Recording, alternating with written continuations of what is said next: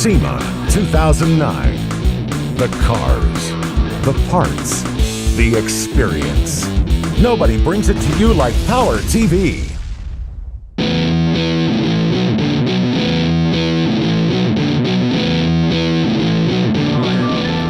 1968 was the year when Ford introduced the Cobra Jet and made a big splash in the Superstock Wars. They reintroduced it again last year, and now this year there's a new step up into the performance of that car.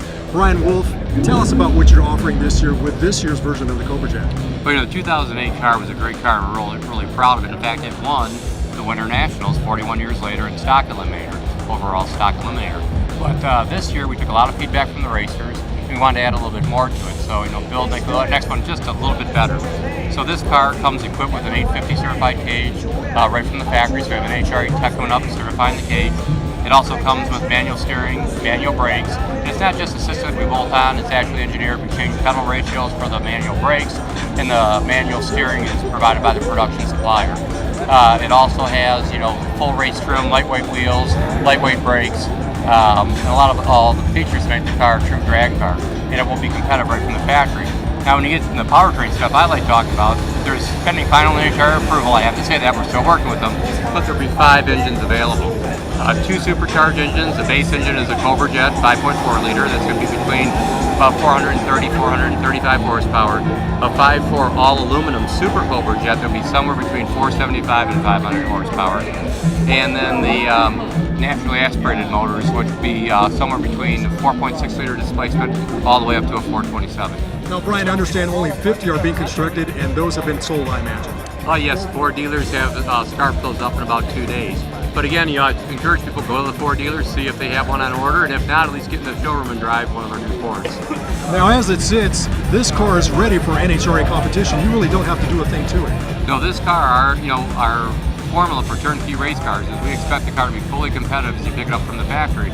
They are, not cheap cars. They, start off at $77,900 and fully optioned, they can be $94,000. So when someone's paying that much money for a car, it better be competitive. With us, a car like this, exclusivity is a very key element of keeping the car historic and keeping it around. And we feel building 50 every 2, maybe every 3 years will keep us in touch with the racers, always trying to do something better, but also offering a lot of value to everybody that buys them. Now, I know with last year's car, you won right out of the gate. I'm pretty sure your expectations are just as high for this coming racing season.